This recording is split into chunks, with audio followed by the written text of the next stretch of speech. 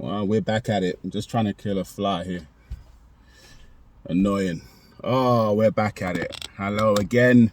Brand new season around the corner. Literally tonight, actually. This is where we all kick off again. Premier League season is back. Hope your summer is going accordingly. Mine isn't going according to plan at all. Just lost our star striker today as well. Debating whether even to do a video today. I've literally got to go to the gym now. Yeah, lots to get through, but I'm not even gonna stay too long on this. I've got to go and do this gym circuit thing, which I'm planning on doing. I'll be there for a couple of hours, and then obviously I'll get back for the Man City game this evening. That's where we're going to start. Turf Moor, newly promoted Burnley under the tutelage of Vincent Kompany. Burnley versus Manchester City is an interesting one. Obviously, Manchester City legend Vincent Kompany will be taking his first Premier League game on as manager. I still see it being a Man City 3-0 whitewash. It's going to be a rude awakening for Burnley, but Man City are champions for the reason. They've brought well as well, Man City also. So I've got no problems with Man City doing what they do best, and they will against Burnley. That is going to be a 3-0 win for me.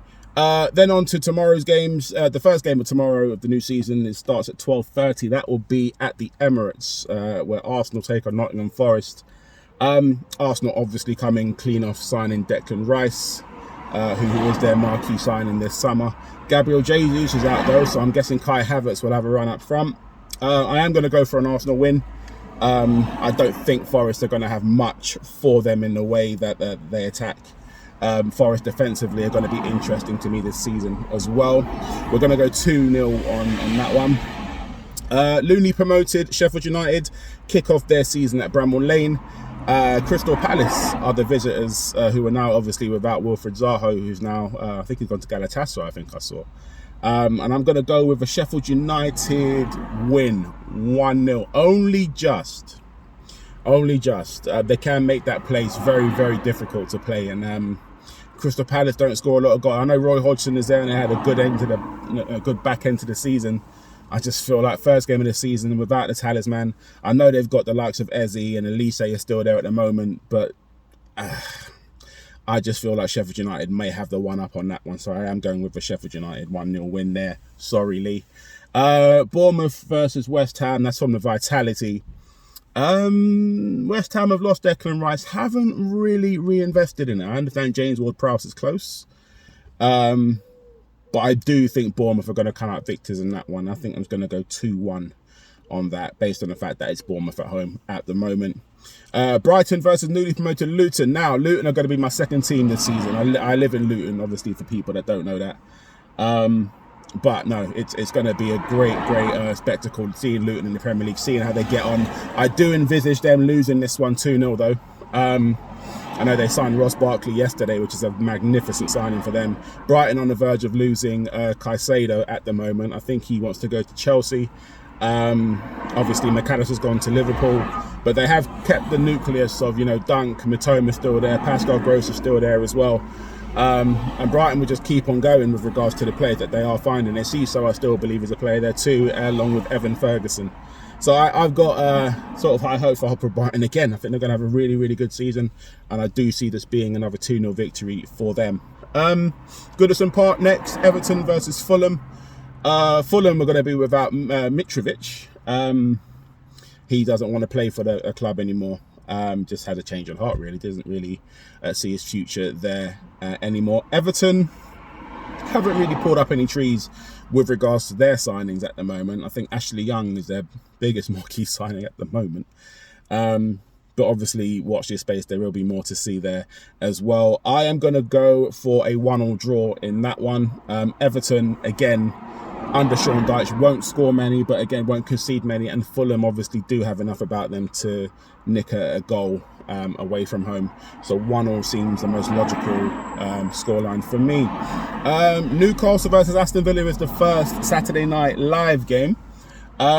Stupidly, I made a bet earlier, and I think I flicked on the 5-1 win for Newcastle. Obviously, I did not mean 5-1. But I placed it anyway just in case, because it's football and you never know. I do think Newcastle are going to win this game. I do think it's going to be quite comfortable for them. I know Aston Villa obviously have a magnificent team, and a lot of people have actually got them in the top 6 this season, along with Newcastle.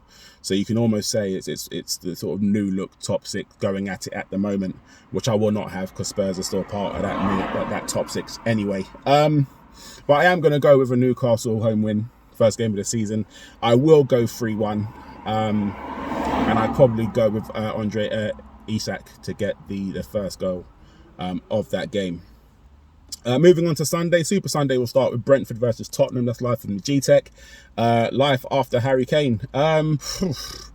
Kane's completed his transfer today at Bayern. He's currently in Munich at the moment, I believe.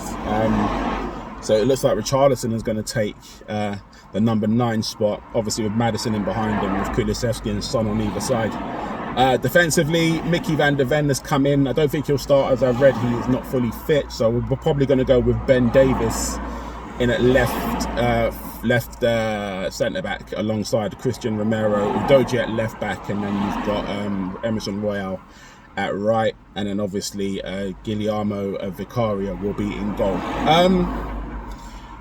If Kane was still there, I would have got an easy Tottenham win 2-1, but now he's gone, I'm not so sure. It depends on the fluidity of the midfield for me. If the midfield get it together, I think Maddison alongside Basuma and maybe Sarr until Bentancur gets back, I think that's the way we're going to go. It could be fruitful, but again, it all depends on the midfield and he puts out, Postecoglou puts out. Brentford obviously without Ivan Toney. We'll have Brian and Burma, though obviously got 2 the last time these 2 clubs played. But I will probably lean towards a 1-1 draw now. Both teams will concede goals. And yeah, it won't be a bad point to start off with for the start of the new season, of course. Concluding Super Sunday, probably the biggest game of the weekend is at Stamford Bridge. Chelsea versus Liverpool. Of course, all summer it's been about Chelsea and who they've been signing, who they've not been signing, who they're planning on going for. They seem to be going after every single player under the sun. If your club has scouted that player, likelihood is Chelsea are going to be there with a bid. Saicedo is obviously on his way there as we speak at the moment. There's been Nkunku's come in, there has been Jackson, he's come in. They've had, I can't even remember who else of Chelsea have got. I think they've got rid of a couple as well. Aspilicueta's gone, I know that. I cannot think for the life of me who else Chelsea have got. You lot might be able to actually help me with regards to the Chelsea have just literally been in for every single player. I can't even remember who they've actually properly signed. But they do have a decent squad there. But I don't think that they're going to gel as well as everyone thinks they are. On the other hand, Liverpool obviously have brought in recruitments as well. So Zabozlai's come in. And as well as that, obviously McAllister's there now. They have lost Henderson and have lost Milner. Obviously Firmino's gone as well. This has the makings of a really, really good classic, this one. And I'm probably going to go with a 2-2 draw. There will be goals. I don't think either team defensively are good enough to keep the other out. So Liverpool do tend to have a really good record at Stamford Bridge as well. I am going to go with a 2-2 draw there. And then to complete the round of 1 on the Monday Night Football, we go to Old Trafford. That will be Manchester United versus Wolverhampton Wanderers. Wolves are going to be one of my favourites to go down this season because of the way they've treated Julian Lopetegui. 3 days before the season starts and you fire your manager, or let him walk because he wants to obviously make the squad better than what it was. Recipe for disaster, really. I know they've just signed Gary O'Neill, who obviously done great things at Bournemouth, of course. So hopefully he'll have the same kind of sort of impact at Wolves as he did at Bournemouth. But I do see a Man United route happening here. Manchester United have signed decent. Mason Mount, obviously a lot to be desired, but he's got a lot of room to obviously grow. Obviously, Casemiro will be a sort of a linchpin in that midfield. Marcus Rashford will probably lead the line up top. No, it's looking like a decent United setup. Obviously, Andre Onana's coming as a new goalkeeper. David De Gea's gone. And you'll probably start with Rafa Varane and Martinez as your centre-backs moving in to the new season. So, yeah, I'm going to go with Man United's 3-0 win, I think. I think that's everything. That's all the games for the weekend. Obviously tonight, Manchester City go to Burnley at Turf Moor, 8 o'clock. I will be back for that game after my session at the gym. Yeah, let's do it all again. I'm looking forward to the season. Not as much as I was about 45 minutes ago, because I've literally just turned into yeah, Kane has been unveiled. I've just seen Kane just been unveiled. Yeah, so Kane is a Bayern Munich player now, no turning back. Yeah, post season without Kane, let's see how we go. Ange Postecoglou says he has a plan. I hope to God that plan is to get us into the top 4. I have no idea who we're going to get, you know, to replace or try to sign a striker that plays a different way, or I don't know. We'll see what Ange has got. But yeah, let's enjoy the season. And yeah, I will be speaking to you guys fairly soon. In a bit.